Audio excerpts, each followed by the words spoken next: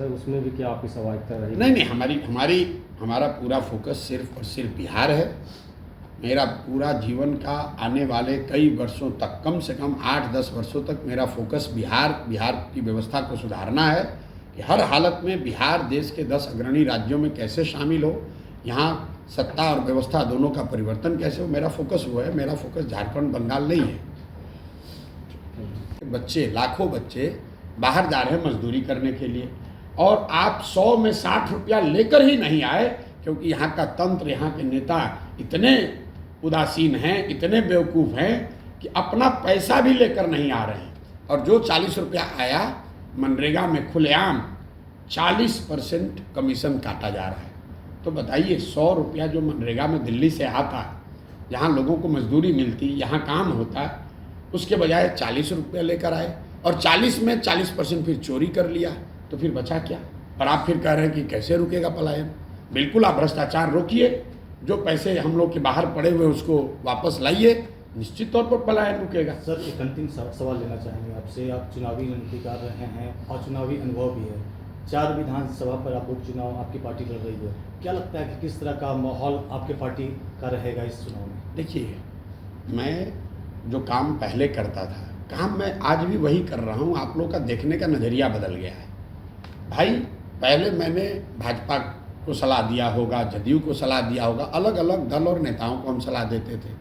उनको बताते थे भैया कैंडिडेट कैसे चुनो, संगठन कैसे बनाओ, प्रचार कैसे करो, बूथ की व्यवस्था कैसे बनाओ, चुनाव कैसे जीतो। काम आज भी हम वही कर रहे हैं। पहले बड़े बड़े दल और नेताओं के लिए कर रहे थे, अब जनसुराज के लिए कर रहे हैं। फर्क क्या है? इसीलिए तो आपको दिख रहा है हर जगह कि लोग कह रहे हैं कि भाई जीत हार की बात छोड़िए, लेकिन अगर मजबूती से कोई प्रचार कर रहा है, व्यवस्थित प्रचार कहीं दिख रहा है, जनता से जनसंपर्क दिख रहा है, तो वो जनसुराज का दिख रहा है। बाकी आप लोग पत्रकार, आप बताइए कौन प्रचार कर रहा है यहाँ पर? वो तो उनके पास कहने के लिए कुछ है ही नहीं। वही तेजस्वी यादव आएंगे और कहेंगे अच्छा भैया आप मेरे जात के हो, हमको वोट दे दो, और जितने मुसलमान हैं भैया तुम लोग भाजपा, अगर हमको वोट नहीं दोगे भाजपा जीत जाएगा। नीतीश कुमार आएंगे, नीतीश कुमार क्या कहेंगे? अरे हमने इतना काम कर दिया है, लालू जी के ज़माना में 6 बजे गया बंद होता था, अब 8 बजे तक खुला रहता है। अरे भाई, गया 6 बजे बंद होता था, आज 8 बजे बंद होता है या 10 बजे। ये बात जनता ने मान लिया और उसके बदले में आपको 18 साल मुख्यमंत्री बना दिया। अब ये बताओ कि गया और पटना, बेंगलोर और हैदराबाद कब बनेगा, ये बताओ। 18 बरस से लालू जी के राज में बिजली नहीं था और आप बिजली ला दिए। ये कोई 18 बरस से इतना ही कर लिया और इसी पे वोट लिए जा रहे हो। भाई कितना बार एक ही गाय को दुहोगे? बिजली आ गई, अब ये बताओ कि लोगों के पास पैसा कब होगा ताकि वो बिजली का बिल भर सके। सर, एनडीए की बैठक में गिरिराज सिंह ने कहा कि 2025 के विधानसभा चुनाव में 220 सीटों का लक्ष्य रखा है। लक्ष्य रखने में कोई बुराई नहीं है। अभी तो एनडीए 4 सीट लड़ रहा है। गिरिराज बाबू सीनियर लीडर हैं, उनसे ज़रा पूछिए कि इस 4 में कितना जीतेंगे, उसके बाद लक्ष्य 2025 का रखा जाएगा। अभी तो हो रहा है चुनाव। देख, एनडीए मतलब भाजपा वाले तो 2 सीट पर लड़ रहे हैं। आप बताइए, दुनिया का सबसे बड़ा दल बताने वाले भाजपाई 30 बरस से बिहार में हैं और आज तक इनको 100-110 से ज़्यादा सीट लड़ने का कुपत नहीं हुआ। पिछले विधानसभा चुनाव में भाजपा को 19.6% वोट आया था और अपने आप को बहुत बड़े राजनीतिक बाहुबली बताते हैं। अरे भाई, ये तो नीतीश के कंधे पर बैठ कर, ये नीतीश के बैसाखी ये हैं और इनकी बैसाखी नीतीश कुमार हैं। तो जितने लोग भाजपा को वोट दे रहे हैं, आपके विधानसभा में भी मैं ये बताना चाह रहा हूँ मेरे भाई, 4 दिन पहले एनडीए की बैठक हुई है और उसमें सारे भाजपाइयों ने, सारे नेताओं ने ये घोषणा की है कि हमारे नेता, हमारे मुख्यमंत्री नीतीश कुमार हैं और आगे 2025 के बाद भी नीतीश कुमार ही मुख्यमंत्री बने रहेंगे।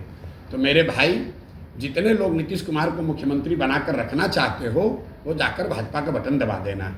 जितने लोग चाहते हो कि लैंड सर्वे हो और आपकी ज़मीन का मालिकाना हक विवाद में पड़ जाए, वो भाजपा का बटन दबा दो।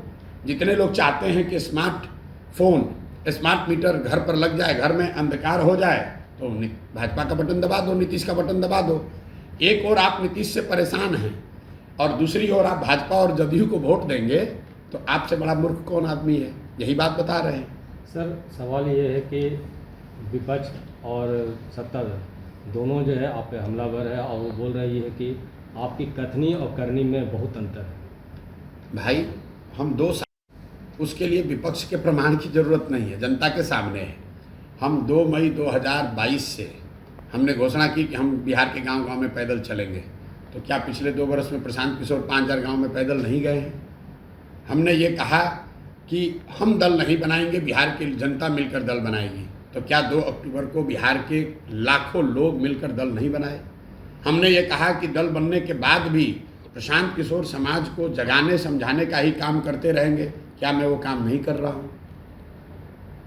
भाई जो कहा वही तो कर रहे हैं, वोट नहीं मांग रहे। जनता को जाकर ये जरूर बता रहे हैं कि जो तुमको भाजपा का डर दिखाकर लालू और लालू का डर दिखाकर भाजपा वाले वोट लेते हैं, ये मुफ्तखोरी का आदत छोड़ो और इनको वो वोट मत दो। वोट उनको दो जो तुम्हारे बच्चों के पढ़ाई और रोजगार की चिंता करे, बात करे।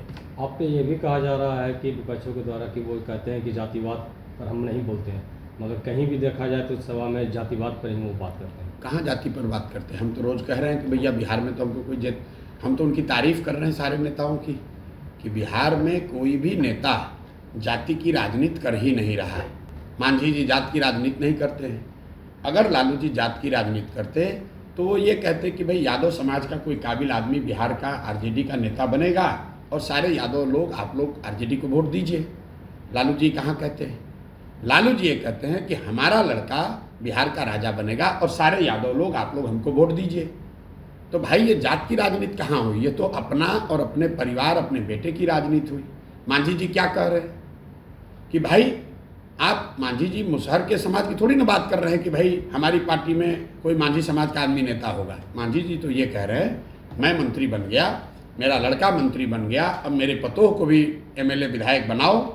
वो मांझी समाज के किसी बच्चे को नहीं स्वीकार करेंगे। और लालू जी, मांझी जी अकेले नहीं हैं। बिहार में जो नेता है, नेता अपनी बात कर रहा है, अपने बच्चे की बात कर रहा है। जात में आप और हम उलझे हुए हैं। हमने तो खुली चुनौती दे रखी है और आपके सामने दोहरा देता हूँ। लालू जी ये घोषणा करें कि कोई यादव समाज का काबिल व्यक्ति राजद का नेता हो सकता है, बिहार का चेहरा बन सकता है, मुख्यमंत्री बन सकता है, और जन सुराज पूरी तरीके से लालू यादव का समर्थन करेगी।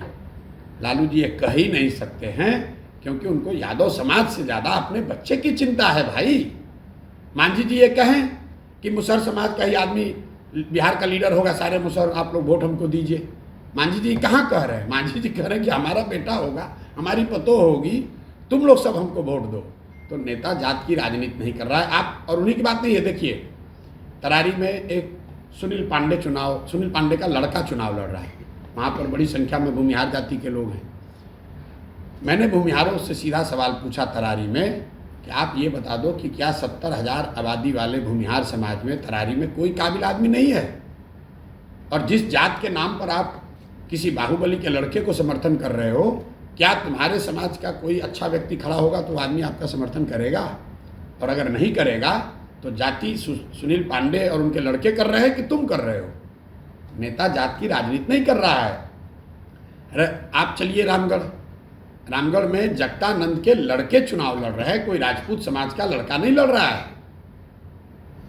उनका लड़का एमपी, उनका दूसरा लड़का एमएलसी का चुनाव लड़ा, तीसरा लड़का एमएलए का चुनाव लड़ रहा है। और रामगढ़ में 50,000 से ज़्यादा राजपूत समाज के लोग हैं। तो क्या राजपूत समाज में कोई काबिल व्यक्ति नहीं है जगतानंद सिंह के परिवार और बच्चों को छोड़कर? मेरे भाई, नेता अपनी राजनीति कर रहा है, अपने बच्चों की राजनीति कर रहा है। जात में आप और हम उलझे हुए हैं। आप बेलागंज में देख लीजिए भाई, यहाँ बहुत बड़ी यादवों की संख्या है।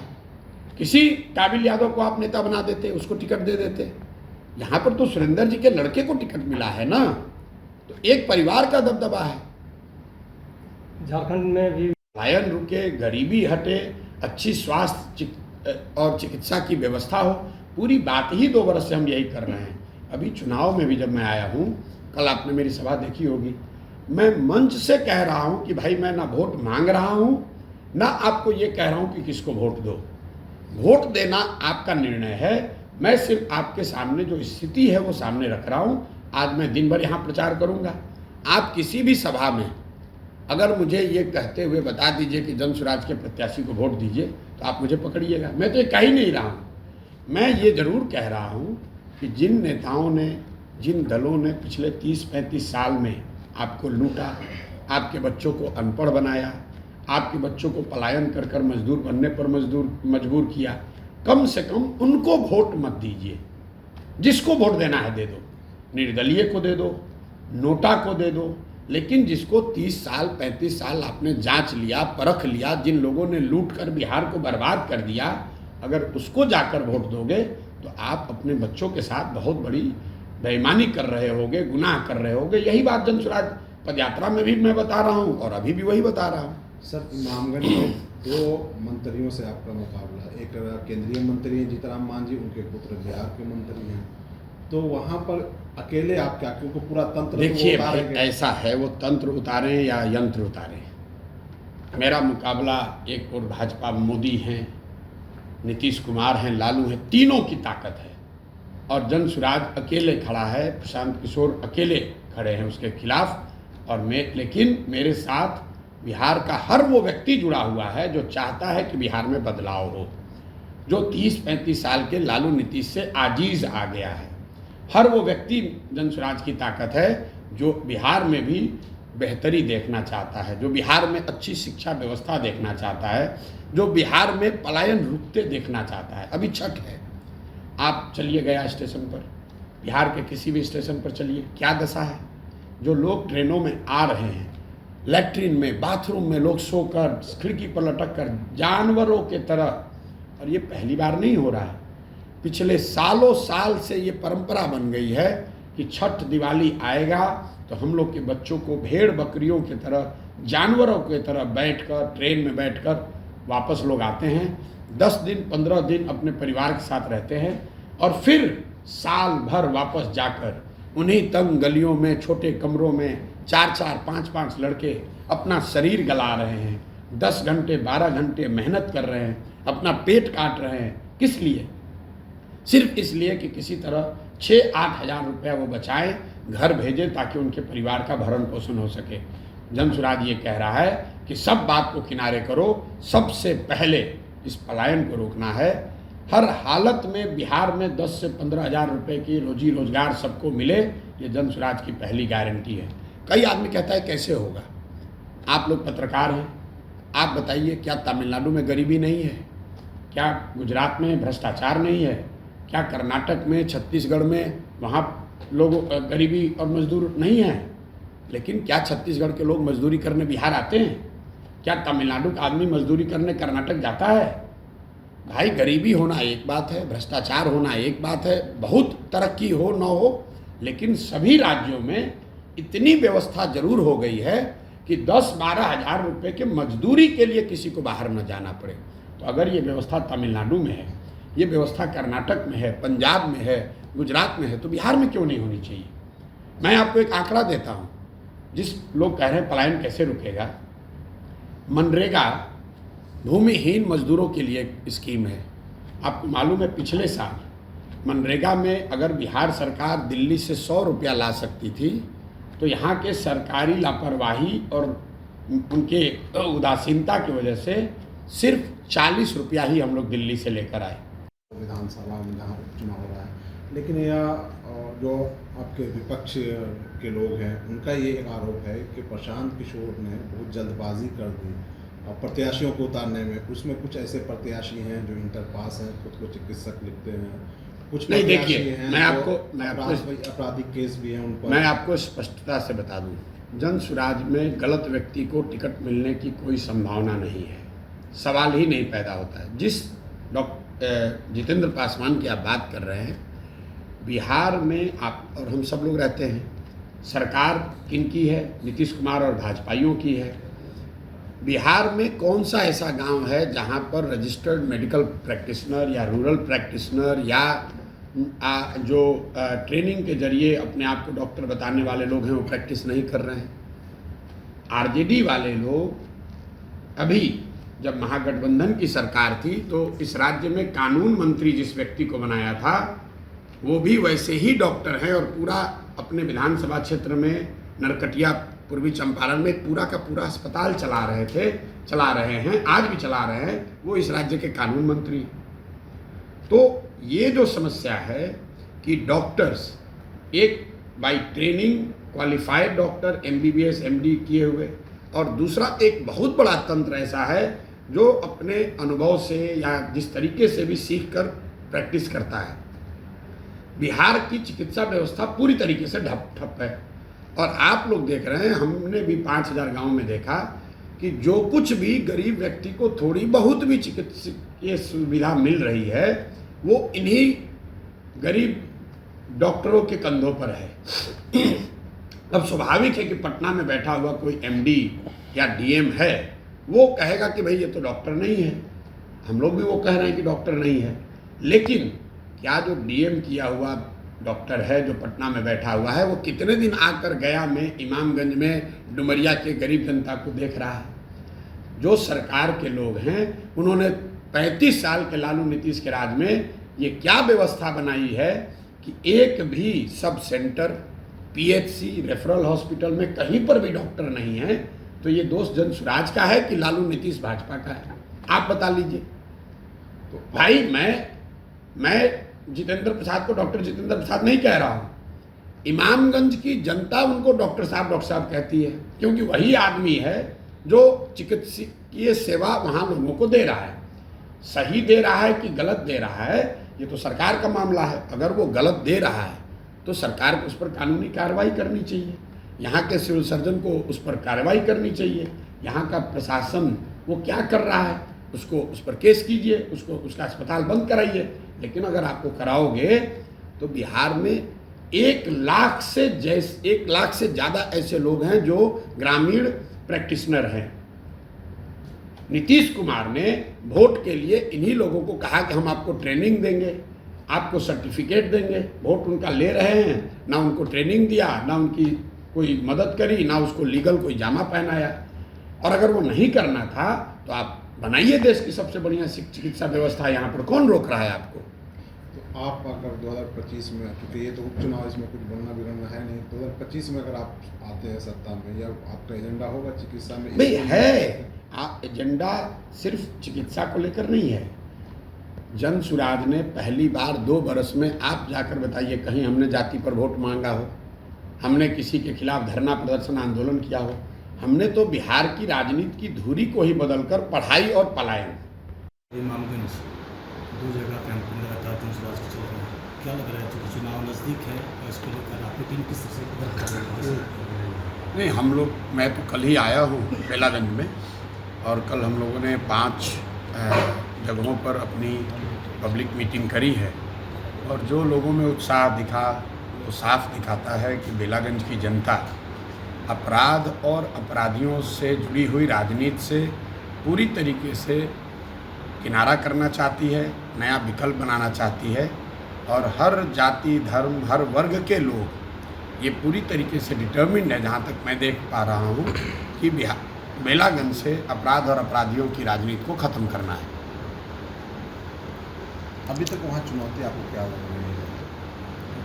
नहीं, चुनौती कोई नहीं है। चुनौती सिर्फ शुरुआती चुनौती इस बात की रही है कि जब इस तरह के विधानसभा क्षेत्रों में चुनाव होता है तो सामान्यतः 30-35 साल से जब आप एक तरह की राजनीतिक बंधुआ मजदूरी में या अपराधियों के साए में होने वाली राजनीति से में रहते हैं तो आपके मन में ये चाहत तो है कि बदलाव हो, लेकिन वो विश्वास नहीं होता है कि हो सकता है क्या, इन बड़े बाहुबलियों को, अपराधियों को कोई चुनौती दे सकता है क्या। तो शुरुआती प्रयास ये रहा है कि लोगों में वो विश्वास पैदा हो, और जनसुराज ने जितनी ताकत से और ईमानदारी से यहाँ पर वो प्रयास शुरू किया है, पहले 5-6 दिनों में ही आपको दिख रहा है कि पूरे समाज में वो विश्वास वापस आया है कि बिल्कुल सब लोग मिलकर अपराध और अपराधियों की राजनीति को यहाँ से ख़त्म करेंगे। संगठन आपका यहाँ पर अभी नहीं है, संगठन न होने का भी कुछ प्रभाव पड़ा? देखिए, संगठन जो है वो तो एक माध्यम है जनता के समर्थन को वोट में कन्वर्ट करने का। सबसे बड़ी बात लोकतंत्र में है जनता की ताकत। जिसके पास जनता का समर्थन है, जनता जो चाहती है, अगर समाज में लोग आपको वोट देना चाहते हैं तो संगठन हो या न हो, सिंबल लोग ढूंढ लेंगे, बूथ लोग ढूंढ लेंगे, लोग खुद से जाएंगे और उसको वोट देंगे जिसको वोट देना चाहते हैं। लोकतंत्र में जन बल के आगे कोई बल नहीं है। एक बार जनता मन बना ले तो दूसरा कोई फैक्टर नहीं है। Sir, one nation one election, uniform civil code की बात कही जा रही है प्रधानमंत्री के द्वारा, क्या कहेंगे? देखिए, मैंने कल भी कहा है, वन नेशन वन पोल के आधार, सोच के आधार में कोई गलती नहीं है। इनफैक्ट मैंने, आप मेरे पहले के बयान उठाकर देख लें, मैंने ये कहा है कि ये देश के हित में है। मैं ऐसा मानता हूँ कि देश के हित में है और ये देश में पहले लागू हुआ था। ये कोई बीजेपी का अपना पेटेंट नहीं है। इस देश में 1965 तक वन नेशन वन पोल था, लेकिन जब आप वन नेशन वन पोल करते हैं तो कानून बनाना, करने की बात करना एक है और उसके पीछे नीयत आपकी क्या है वो ज़्यादा ज़रूरी है। अगर आपकी नीयत ये है कि अगर आपके पक्ष में हवा चल रही है तो सारे चुनाव एक ही बार करा कर जीत लें, जैसे ही आपके पक्ष में हवा नहीं है तो चुनावों को आप फ्रेगमेंट करते हैं। आप देखिए, बीजेपी वाले कह रहे हैं वन नेशन वन पोल, और जब उनको लगता है कि किसी राज्य में चुनौती है तो एक नेशन वन पोल की बात छोड़िए, एक राज्य को 4 भाग में बांटकर चुनाव कराते हैं। आपको याद होगा 2021 में जब बंगाल में उनको चुनौती लग रही थी तो बंगाल का एक राज्य का इलेक्शन 8 चरणों में बांटकर कराया गया। अभी आप देख रहे हैं हरियाणा का चुनाव हुआ, फिर 1 महीने के बाद झारखंड जैसे छोटे राज्य में 2 चरणों में चुनाव हो रहा है, महाराष्ट्र में अलग डेट को चुनाव हो रहा है। क्यों हो रहा है? ताकि भाजपा के लोगों को माहौल बनाने के लिए, प्रचार करने के लिए ज़्यादा समय मिले। तो एक ओर आप वन नेशन वन पोल की बात कर रहे हैं और दूसरी ओर जहां आपकी लड़ाई थोड़ी टफ है, कठिन है, वहां चुनाव को आप खंड खंड में बांट रहे हैं। तो ये दिखाता है कि आप, कानून भले सही है, उसको लाने के पीछे आपकी नीयत सही नहीं है।